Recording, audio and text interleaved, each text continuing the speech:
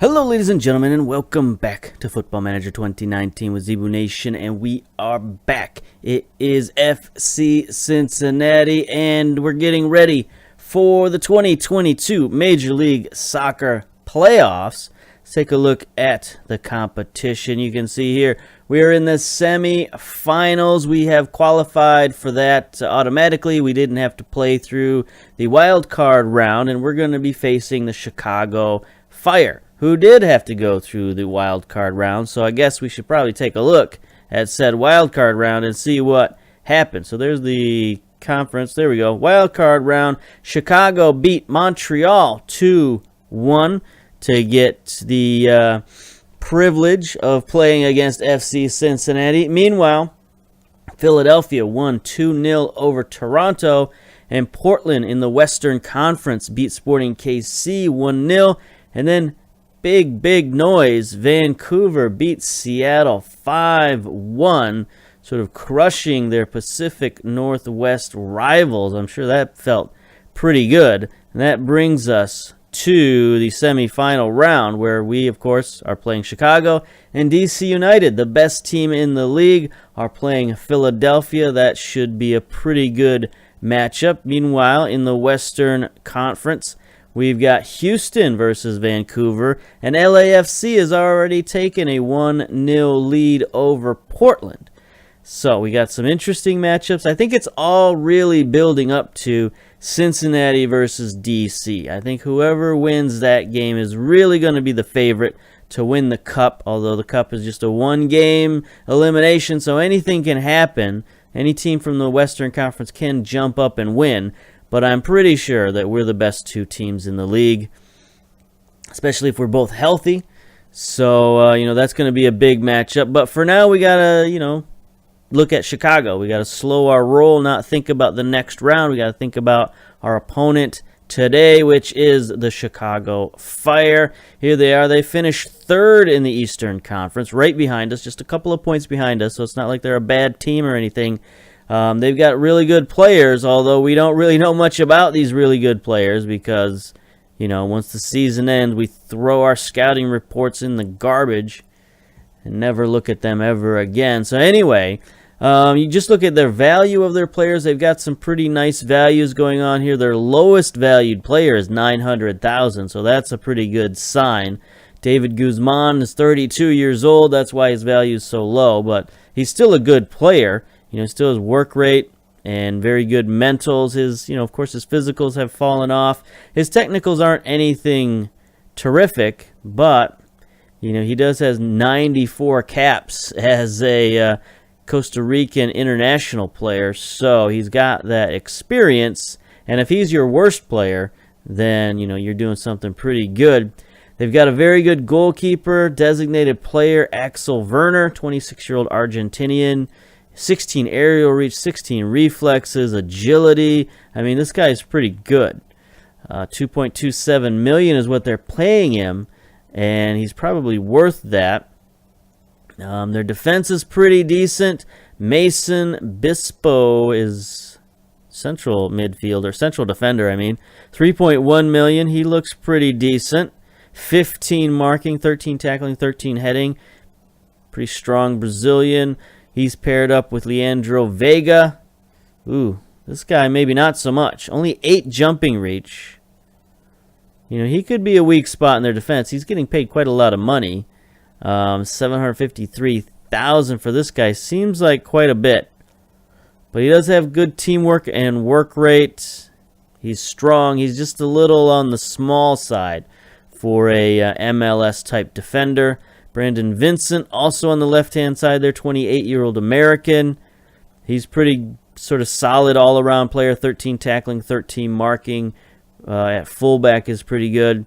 I think one of the big guys to keep an eye on here is Jordi Mihailovic, 23-year-old American, valued at $6.5 million. That's quite a lot for a young American player, especially one like him who came up through the Chicago Fire Academy. So it's a homegrown guy who's just made his way into the starting lineup and has made something out of himself. He's had his best season 7.06 rating, 31 games played, 6 goals, 4 assists. So he has really had a breakthrough season. We got to watch out for him. They've got Rodrigo up top as their goal scorer. We faced this guy in previous saves. He's 29 years old here, so he's on the downside of his career. But he can still score. He's not a terrific player, but he's dangerous enough.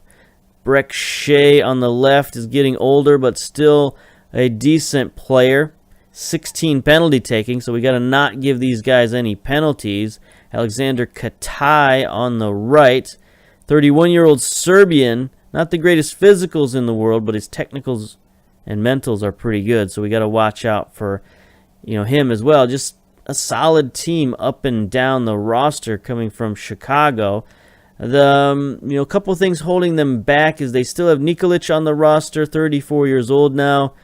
He's not earning his $2.62 million salary, so they're just kind of eating that right now. His physicals are in the tank.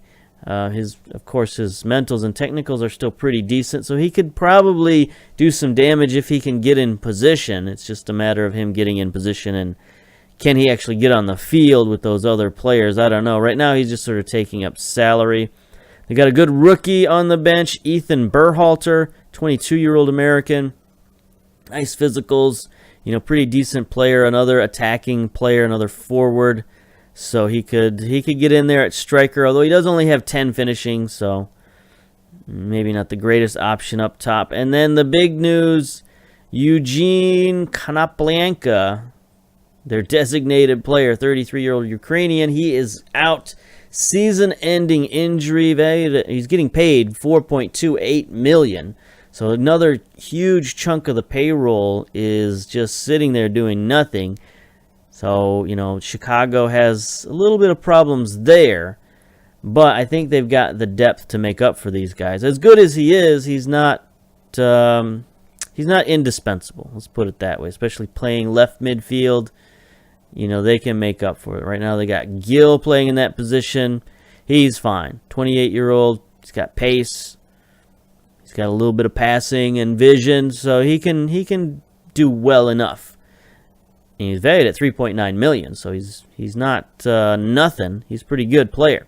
So we got an interesting dilemma here with Chicago. They look like a tough team. Let's see how we played them recently. We played them twice in the last 2 months. It's a strange couple of results because the first result we just stomped them 5-1. I remember this game. I remember thinking like Chicago's the worst team in the league, right? They were just awful that day. Look at their defense, just terrible. Vega played horrifically. Bispo played bad and got not suspended. He got substituted out. Just everybody. I mean, it looks like they had mostly their starting lineup. They had Bartolomeo in there, who's not a starter, but he's not bad. He looks okay to me. Yeah, they just had an off day, and I don't know what happened to them, but we crushed them that day.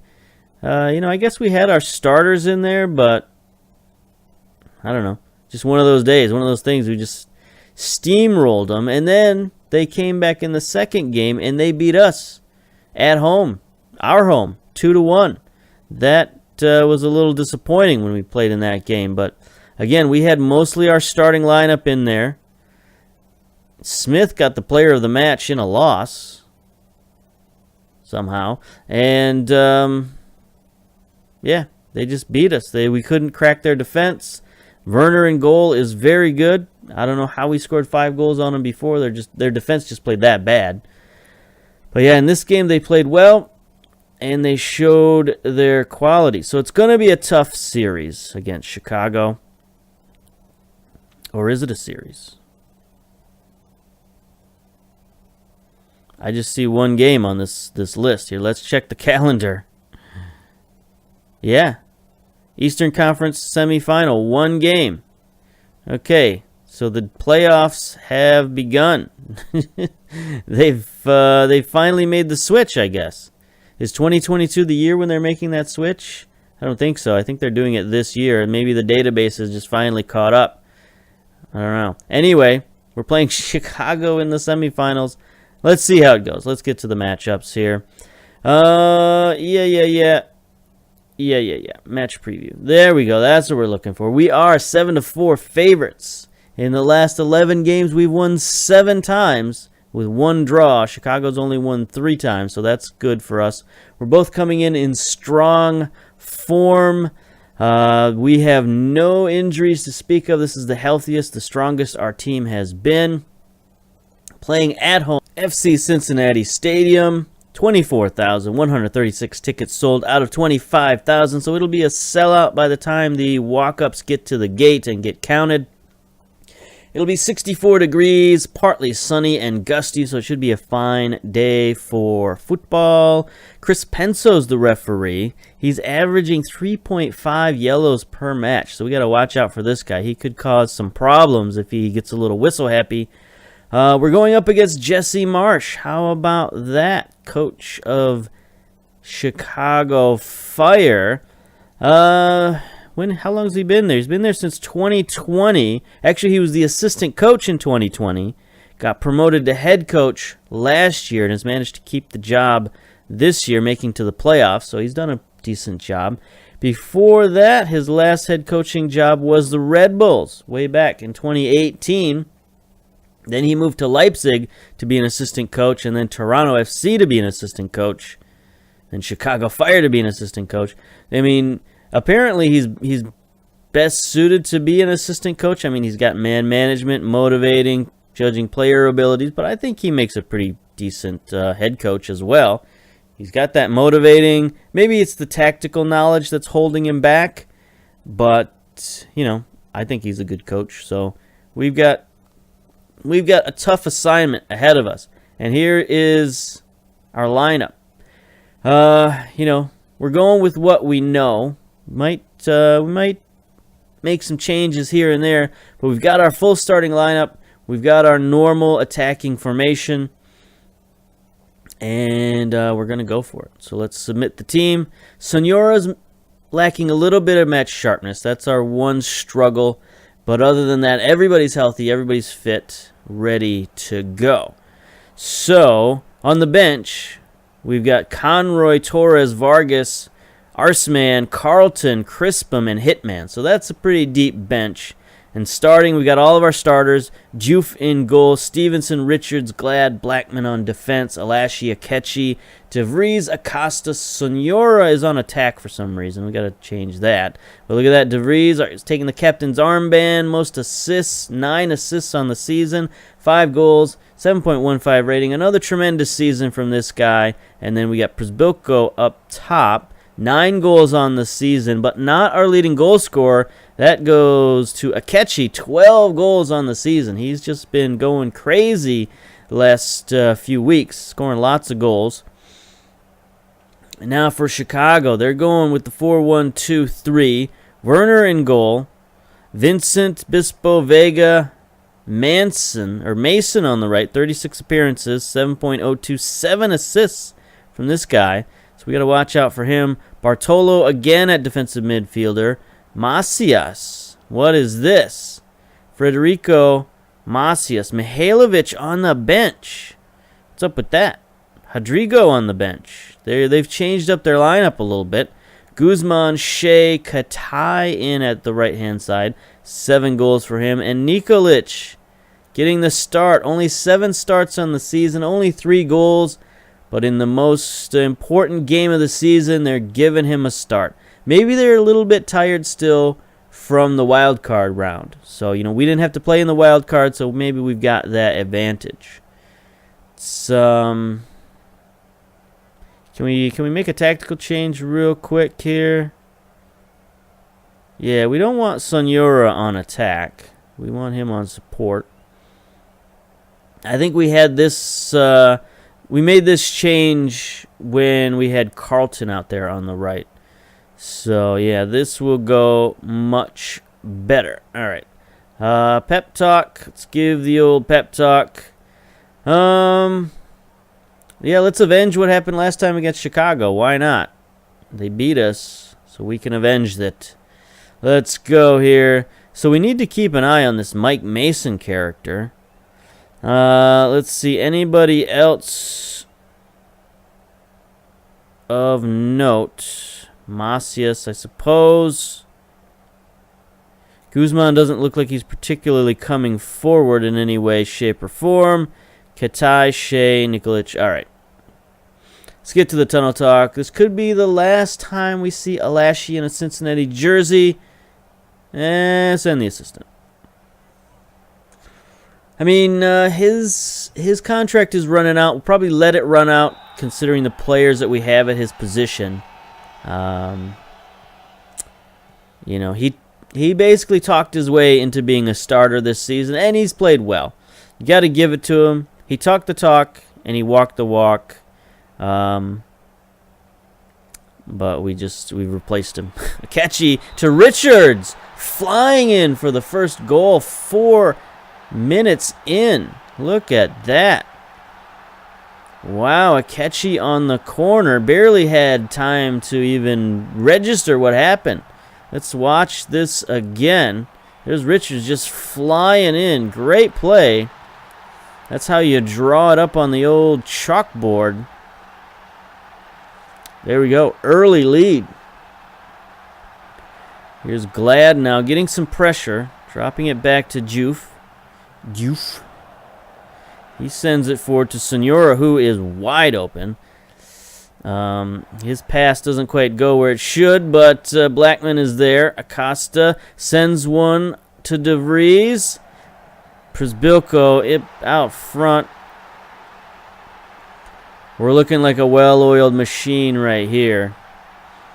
I mean, that's not a pass that you make. That first pass from Acosta. He just knew that DeVries was going to be there. Look at this. Just trust that DeVries is going to get to this, and he does.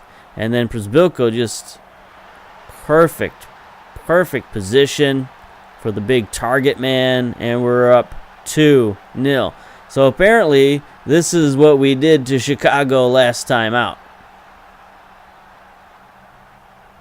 Perfect plays. Now we just got to hold steady here, keep scoring maybe. You know, no reason to take our foot off the gas at the moment.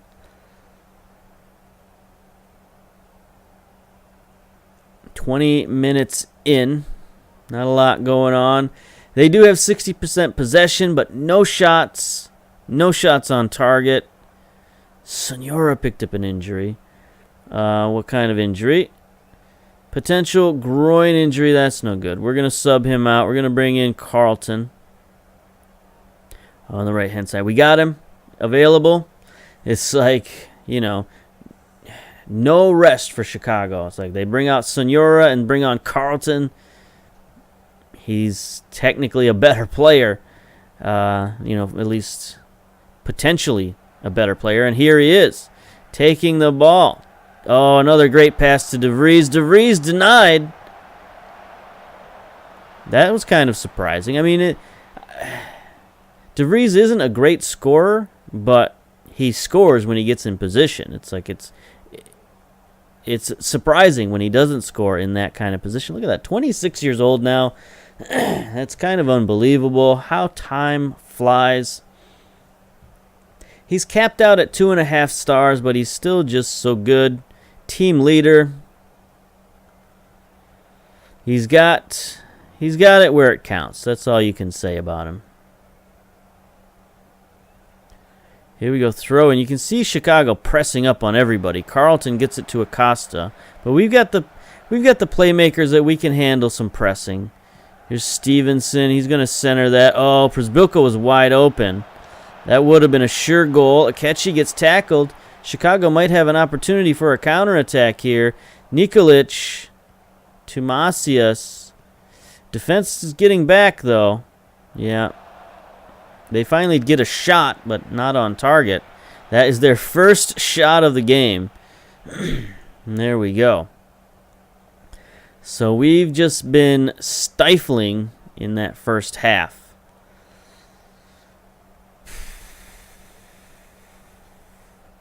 It's the only thing we could do. Just sort of dial it back from attacking. You know, just I don't want to do shorter passing because they're pressing us. So I think we'll just stick with the balanced formation at the moment and, not dial it back too much, just dial it back a little bit. Very pleased with your performance. Keep it going. Let's go. Now, of course, they're going to immediately score, but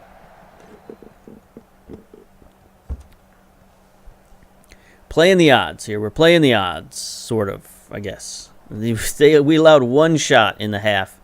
We're making changes. Anyway, Stevenson with a throw-in. Throws it all the way back. Terrible throw-in. Katai intercepts for Chicago. Stevenson, I guess that was a good play. Juve plays it short. Not really what we do these days. Glad, Alashi. Going to work it slowly up the field. Carlton, he's got Przbilko. If he hits him, he does not. He chooses to go across field to Stevenson, of all people.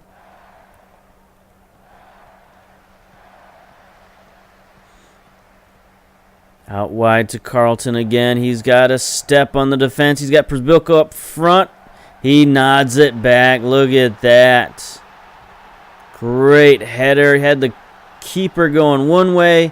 Heads it back the other way for another goal. And, we're going to the final. Eastern Conference final. If there's only one game, which it seems like there's only one game. If there is, we're going. There's just a great header. Carlton takes his time, blows past his man. 3-0. Looking good. All right. 6 fouls apiece. That's not bad. I'll take that. We do have the Sonora injury to worry about. Groin injuries are no fun. I think that's what he had last season, too. So it's sort of becoming a recurring injury. Defense is playing well. The only guy not playing particularly well is Alashi. I guess Acosta's not playing terrific either.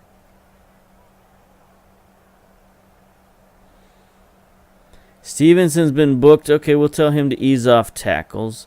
We don't have Nuhu on the bench, so we can't really bring him in.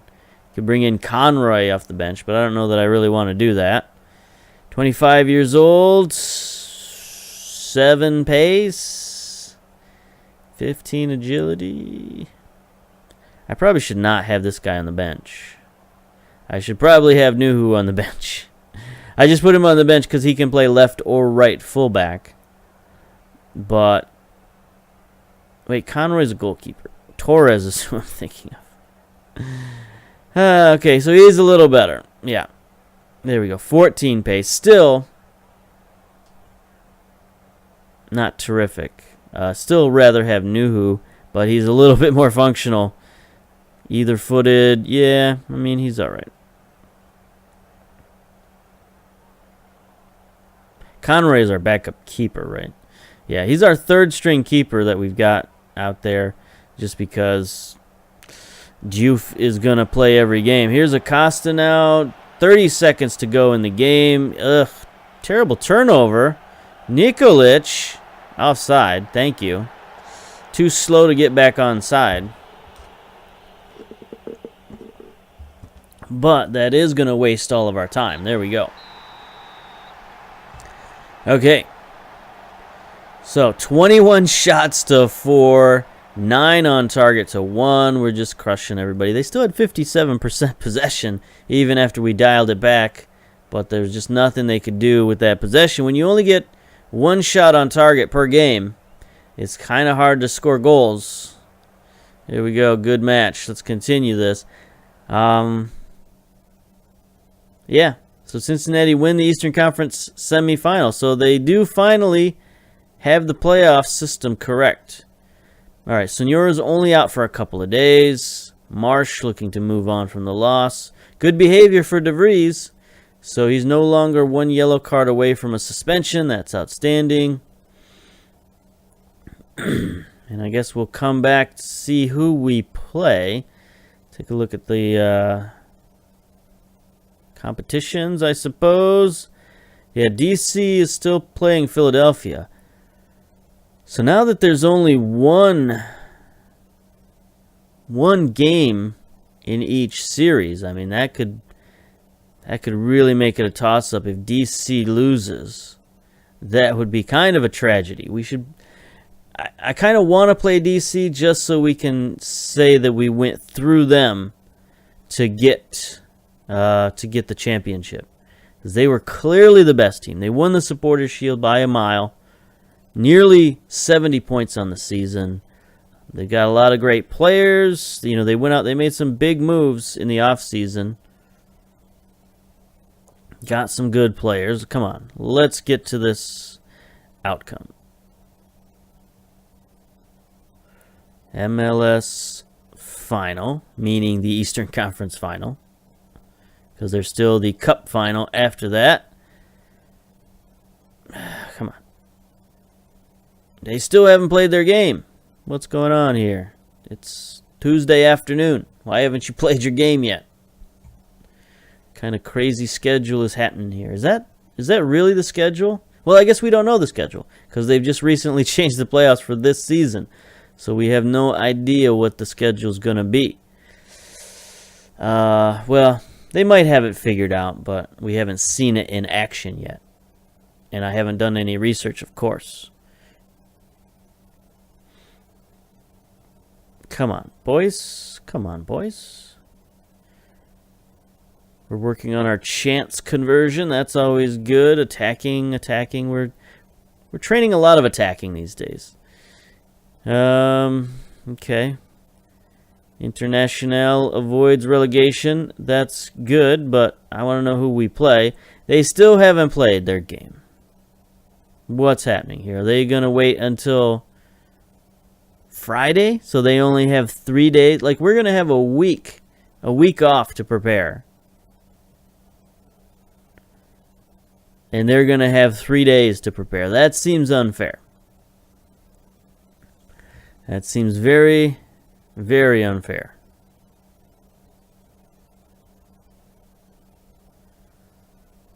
So if they play their game on Friday, they're going to have 2 days. What is happening? Matt Hedges signed a 2-year deal.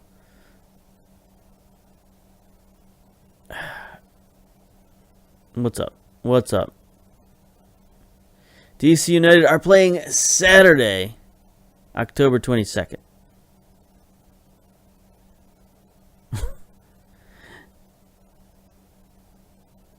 Okay. Yeah, let's just pause it here until we figure this out. Okay, we're back. Good news. Good news. DC United has won, and they've given them a week to rest.